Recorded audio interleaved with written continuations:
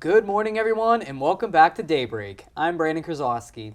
And I'm Addison Deal. In this week's episode, hear about several local initiatives to help Pittsburgh go green. And we'll tell you all about the long-awaited student government election results. And let's not forget, our reporters Carlo Andriassi and Colton Tobias are here to tell you all about this week's latest political news and sports news. Wake up and smell the coffee, Pittsburgh. Daybreak starts right now.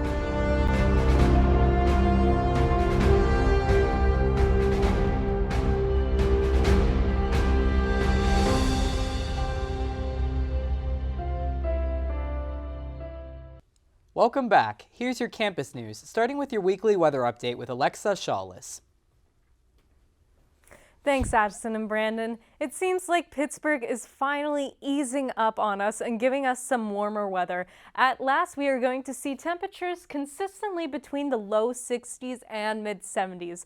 Less fortunately, it seems like that the low temperatures are at a stark contrast to the highs, possibly dropping by almost 30 degrees Monday and 20 degrees Tuesday. Also, it might be warm, but that won't stop the several incoming rain showers for the upcoming week. Expect some showers on Monday, Wednesday, and Thursday, so don't forget your umbrella and sun. Don't forget your umbrella. The sun will peek out on Friday, but that might be the best we'll get. Addie and Brandon? I know it's been raining so much recently, the river has been so high and everything's been flooded. So more rain, I don't know how we're gonna handle it. Yeah. You know what? Well, we got so much to look forward to, though. You know what they say, April showers bring May flowers. I mean. Yeah, hopefully.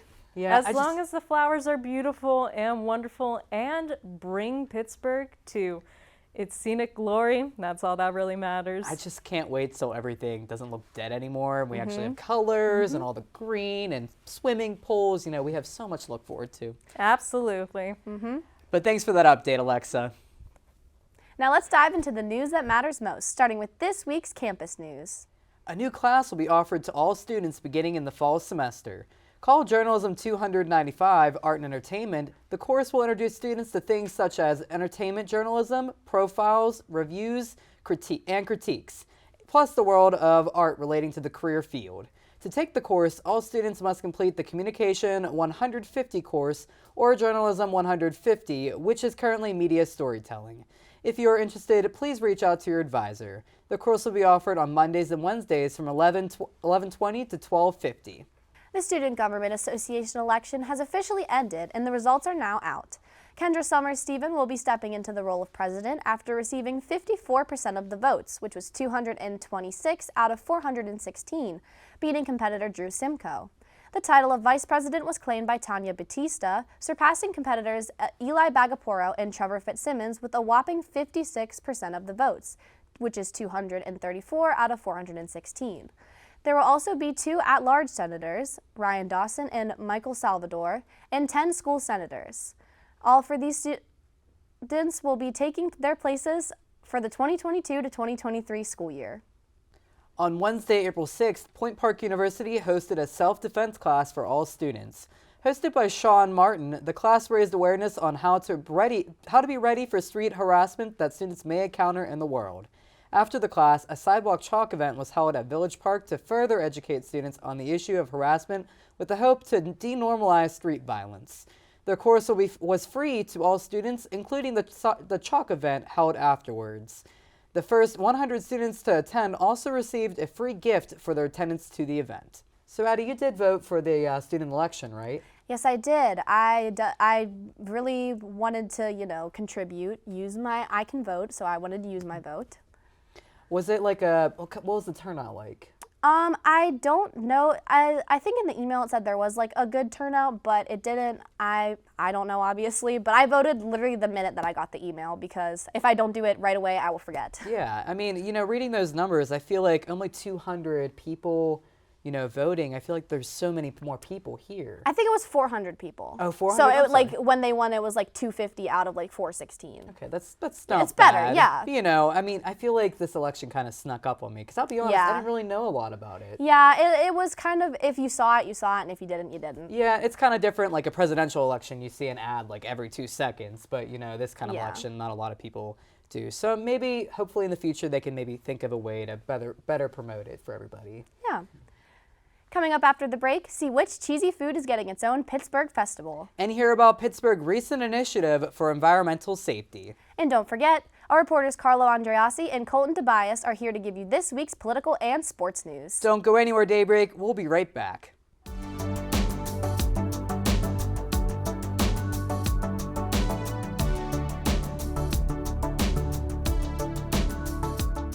Good evening. Good evening. Good evening and welcome back to Newsnight. Most of the student body of the Pittsburgh Public School. Some of the United States allies. Thursday, the FBI was seen raiding. Let's get started with today's forecast. Today's high will only reach about 31 degrees.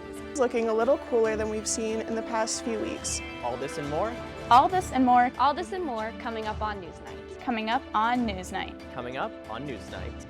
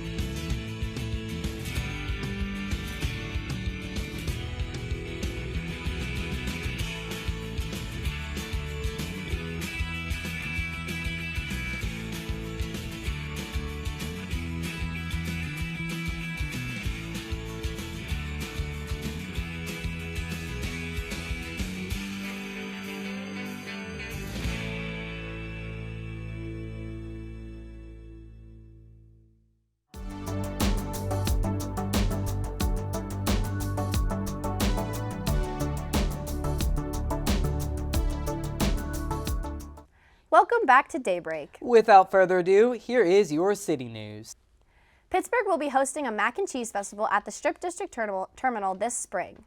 Attendees will get to sample over 30 different kinds of mac and cheese from different chefs, food trucks, and vendors in the area and vote for the best mac and cheese in Pittsburgh. Along with the mac and cheese, there will be craft beers, wine, and ciders available to all those over 21. The festival will have live bands and other entertainment for attendees to enjoy with their mac and cheese. The festival is on April 23rd and is organized into 2 sessions. The first session is from 12:30 to 3:30, and the second is from 6 to 9.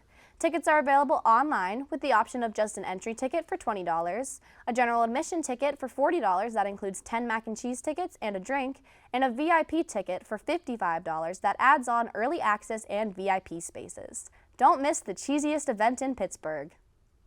The city of Pittsburgh is getting closer to banning businesses from using plastic bags. According to WPXI, City Councilperson Erica Strasburger reintroduced the measure to ban single-use plastic bags on Wednesday, April 6th. If the bill is signed into law, it will not take effect until 1 year after it is signed. In a statement to the media, Strasburger said, quote, "It's everything from public health to quality of life in our neighborhoods. We know that we can do so much better as Pittsburghers," end quote. Recycled paper bags will be used instead for all businesses with a 10-cent fee per bag. If a person has SNAP benefits, that fee will be waived. The bill has been introduced several times, once in November of 2021 and again in this year of January in 2022. A final vote is expected on Tuesday, April 12th at 10 a.m. Stay tuned to Daybreak for more details on the potential new law. Pittsburgh has been making some recent adjustments to its energy sources, first with the introduction of hydropower and now with a new energy plan that focuses on vacant lots.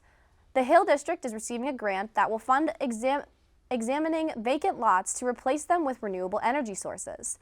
The grant comes from the community's local energy action program that was created to help provide low-income communities with renewable energy. The exact amount of money has not yet been confirmed. However, it is known that $16 million will be split between 22 projects across the country. The money will be used to fund renewable energy experts to come out to the Hill District to evaluate different areas that could possibly hold renewable energy sources, as well as remodeling old, unused homes to house energy sources. The Green Building Alliance, the City of Pittsburgh Department of City Planning, the Energy Innovation Center, and Duquesne Light Company will be aiding and supervising the projects over the course of the next few years. You know what can give me some energy right now? What? Mac and cheese.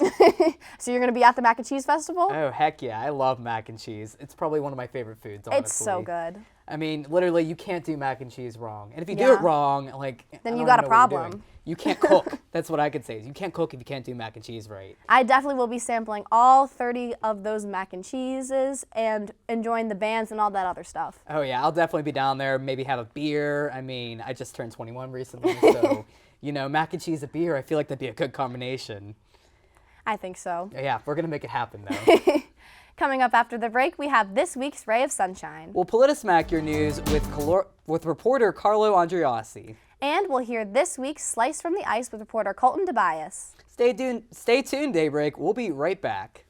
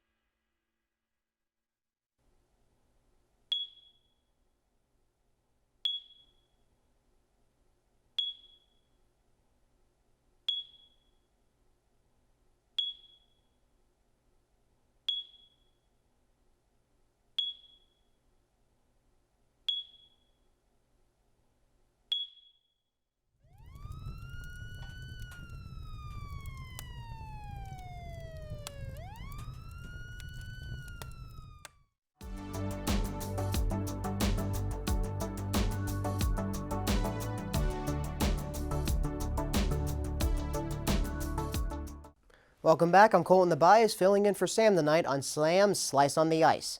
For the past decade, hockey fans of Pittsburgh have gotten a taste of the run for the postseason, and the Penguins are currently in the middle of that race for the Stanley Cup playoffs. However, the month of April has not been kind to the Penguins, having to face the President's Trophy contender, the Colorado Avalanche, in back-to-back series. Game 1 was on Saturday in Denver, and the Penguins fell 3-2. The Penguins scored late in the third to tie the game, but Colorado took the lead right back and held on for the win. 3 days later at PBG Paints Arena, the Avalanche continued their dominance against the Pens and won 6-4 after scoring 3 games in the third.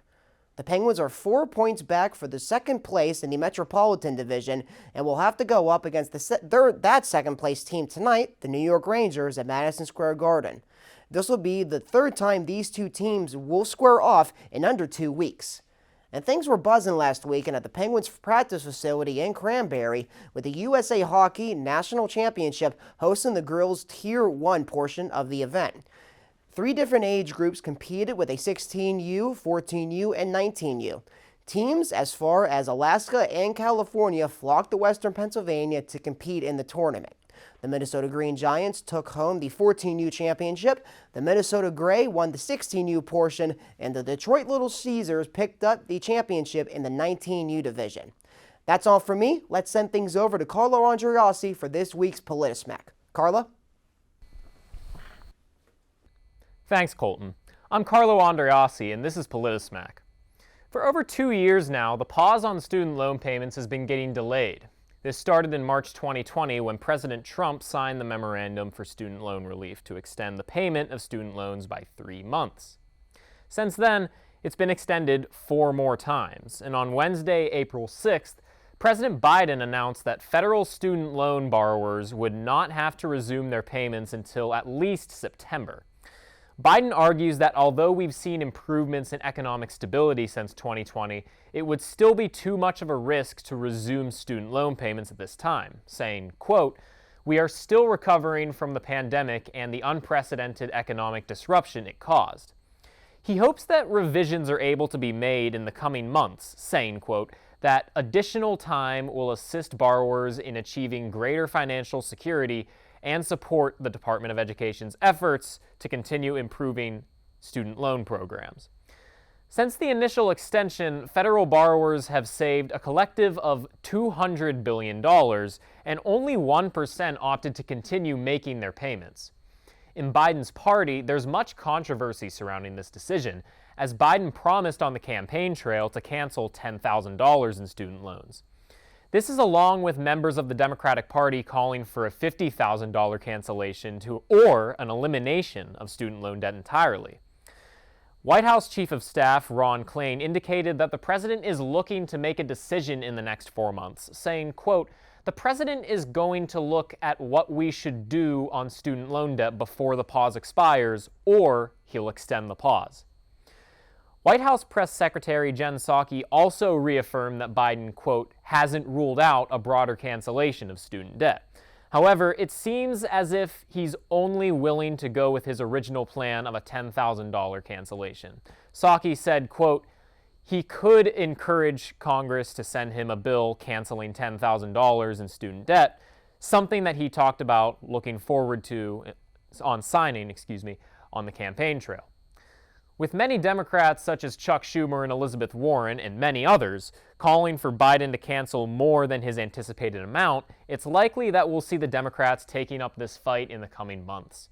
So, Addie, Brandon, student loan debt, what are your thoughts? I'm glad something is being done, but I definitely think that we should cancel all student loan debt, and especially since that was one of his original campaign promises was doing that. I think we should be working towards it, and hopefully this is working towards it, but we'll see. Yeah, I really agree also that student loans should be canceled because it's just the fact that going to college is so expensive. I mean, if you think about it, back then, whenever our parents went to college and everything, well, for them even then, it was, for their parents, I should say, when they went, it was super cheap, it was great, but inflation has been crazy. So, by canceling that, it would just make it so much more easier to live. Mm-hmm. It would really, lift a burden on a lot of people. Mm-hmm. It would probably be good for the economy because people would have that weight, that weight taken off of them and having to pay their student loan debts, and now they have extra consumer spending. Exactly. Yeah, speaking of the economy, those people would have more money. And, ultimately, though, we want people to be able to live comfortably, and a lot of jobs aren't paying well either. So how are people supposed to afford it? Right. It's just a good time to do it, I think. Definitely. I definitely agree. Before we say goodbye, we'd like to share with you this week's Ray of Sunshine. In case this is your first time joining us or you need a refresher, Ray of Sunshine is our way of starting your day with an inspirational quote. Classes have been really getting stressful as we near the semester's end, so this week's quote reminds us of the importance of self-care. The quote reads, quote, "If your compassion does not include yourself, it is incomplete." I think that's very nice. You do deserve compassion. This is a hard time in our lives. We're all working really hard and doing a bunch of things, and we do have to have compassion for ourselves. I always say everyone needs to take the time to actually, have mental health time. Have a mental health day. It's okay. I skipped a whole day of classes. It's fine. You know what, Brandon? I skipped a whole day of classes today too. Look at us go. Yeah. Sometimes you just have to. We're all burnt out right now, honestly. But, we're going to make it happen and just have that mental health. That's the biggest thing. Yeah, you spend more time with yourself than anyone else, so it's important that you make sure that you're on good terms with it yourself, Mm-hmm. I'd be really worried if you were spending time with someone else in your head. I don't know how that would work. Someone else just takes over. There's another person. Controlling your mind? I think that might be a disorder, but, That's going to be it for Daybreak. Thank you so much for watching. You can catch clips from all of our previous Daybreak episodes on our YouTube at UView Television. And don't forget to subscribe and follow us on Instagram and Twitter at DaybreakPPU. I'm Brandon Krasowski. And I'm Addison Deal, hoping your news is good news. Have a great day, everyone.